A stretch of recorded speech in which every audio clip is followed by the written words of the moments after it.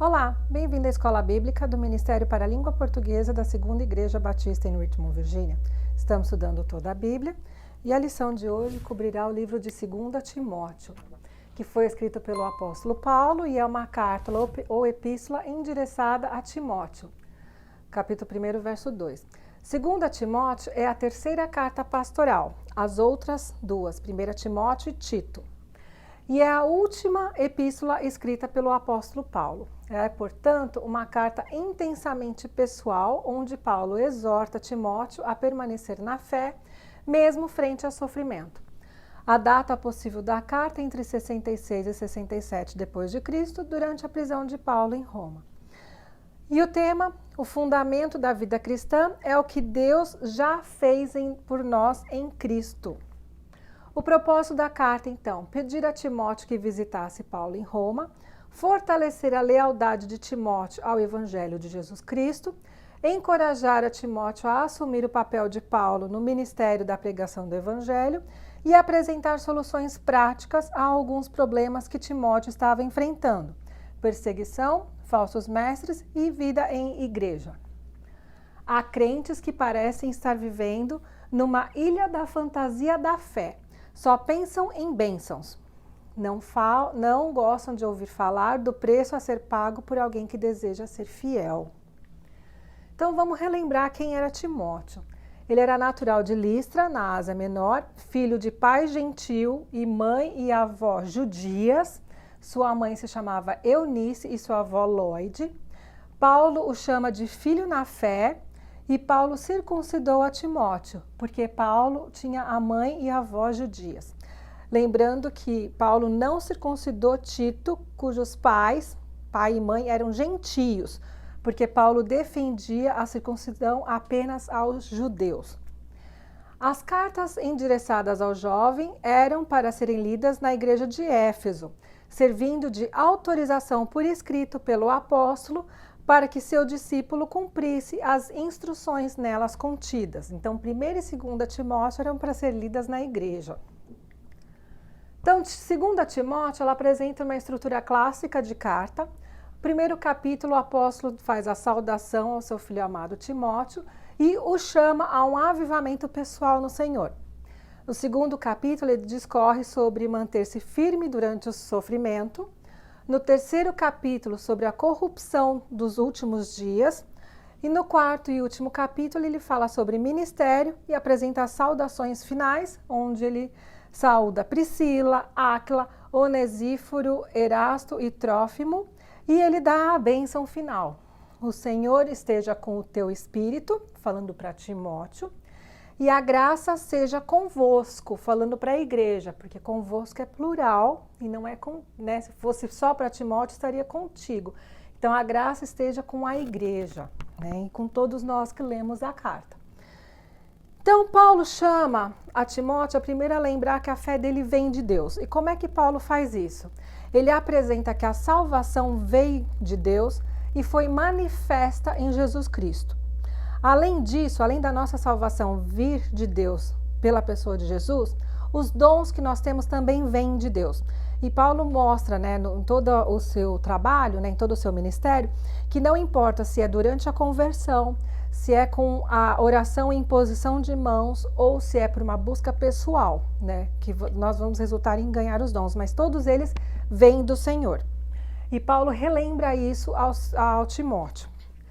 Aí Paulo compara como que é o reino de Deus e ele usa duas figuras, a de um atleta vencedor e de um agricultor com seus frutos, resultado do seu trabalho. Então, o atleta, Paulo fala, para o atleta ganhar e ser premiado, ele precisa competir de acordo com as regras. Aí a gente tem duas coisas que nós tiramos daqui. Primeira coisa, eu tenho que conhecer o esporte que eu estou praticando, no caso do atletismo.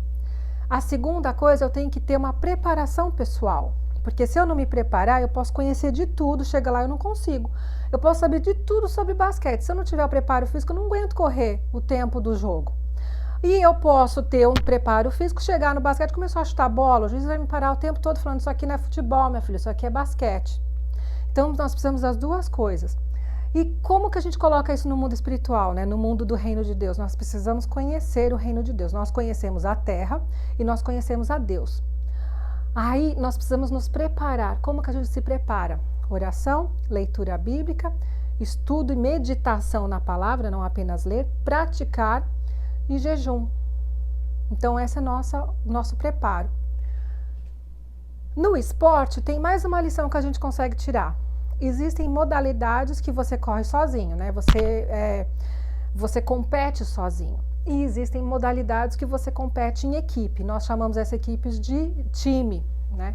Então, o que acontece? Quando eu compito sozinho, eu tenho que me preparar da mesma forma e sou só eu. Agora, se eu compito com um time, eu tenho que me preparar, assim como cada um do time se prepara, mas eu tenho que saber certinho qual que é a minha parte, qual que é a minha função no time. Não adianta eu querer jogar futebol e querer ser zaga, goleiro, atacante, direita, esquerda ao mesmo tempo. Eu tenho que saber uma posição e me dedicar àquela. A mesma coisa no reino de Deus. Não adianta eu querer ser tudo. Não adianta você querer ser pregador, discipulador, querer ser... ler, querer curar. Eu posso ter várias coisas, mas cada um tem o seu papel. E dentro de cada um ter o seu papel, cada um vai atingir uma pessoa diferente. A pessoa que você tem contato talvez não tenha. Então, por isso que a gente tem essa figura do unitário e o conjunto. Não adianta eu querer na igreja, eu querer cantar, tocar, pregar, orar e não dividir com ninguém. Então, cada um tem a sua função dentro do corpo. Por isso que outra metáfora usada para a igreja ou para o reino é o corpo. Né? A gente não é só mão, a gente não é só olho, a gente é tudo. E cada um desenvolve a sua função. Então, assim como no esporte que Paulo colocou, para a gente conseguir ganhar, a gente tem que desempenhar bem a função individual e no coletivo, no reino de Deus é a mesma história. E sobre o agricultor? O que Paulo fala é que quem trabalhou bem tem direito ao seu fruto, ou seja, tem direito à premiação, que são os bons frutos, né? E como que a gente prepara bem? O cara tem que conhecer a terra, preparar a terra e colocar o fruto lá e saber quais são os inimigos da plantação, né? Então, se eu sei que o terreno é um terreno fértil, qualquer coisa que eu tacar lá cresce, ótimo. Mas e se não for? Eu às vezes tenho que misturar com outro tipo de terra, adubar, então eu tenho que conhecer o terreno. Coloco a semente, eu tenho que saber sobre a semente. Essa semente eu planto que época do ano, quanto tempo ela demora para crescer, se é árvore, quanto tempo demora para crescer e dar fruto, eu tenho que conhecer. Além disso, eu tenho que saber os meus inimigos. Por exemplo, eu tenho que saber que uma minhoca na minha plantação é benéfico, porque ela vai fazer os buraquinhos na terra, que vai promover uma melhor aeração ali, a água vai conseguir entrar melhor, então para a planta vai ser bom. Já um gafanhoto na minha plantação não é muito legal não, porque ele vai comer as folhas e vai danificar a minha plantação. Então eu tenho que conhecer quais são os meus amigos e os meus inimigos. E no reino de Deus a mesma coisa. Nós temos os anjos, que são mensageiros, que estão a nosso dispor para nos servir, que a gente não vai adorar anjo nem vaidade, mas a gente pode falar, Senhor, coloca o seu anjo para me ajudar aqui, ou manda o seu anjo na frente para abrir e tirar tropeço da frente. E nós temos o nosso inimigo, que é a pessoa que joga no outro time. Entendeu? Aí Paulo segue falando então sobre os últimos dias, né? Que as pessoas dos últimos dias, elas não iam gostar de se envolver com o evangelho e elas iam ser rebeldes, etc.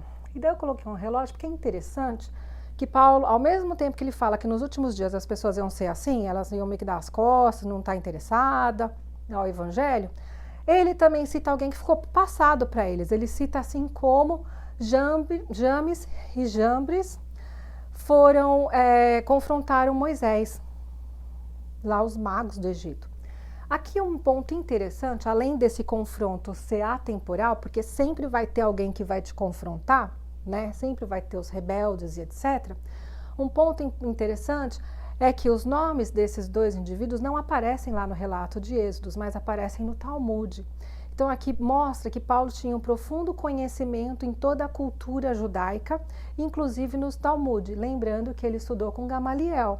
Então, como é que era na época? O menino ia para a escola, né? E ele aprendia a Torá, que são os 5 primeiros livros da Bíblia, o Pentateuco, aprendia sobre o restante do Antigo Testamento, né, que para eles são os profetas e os escritos, a nossa divisão é um pouco diferente.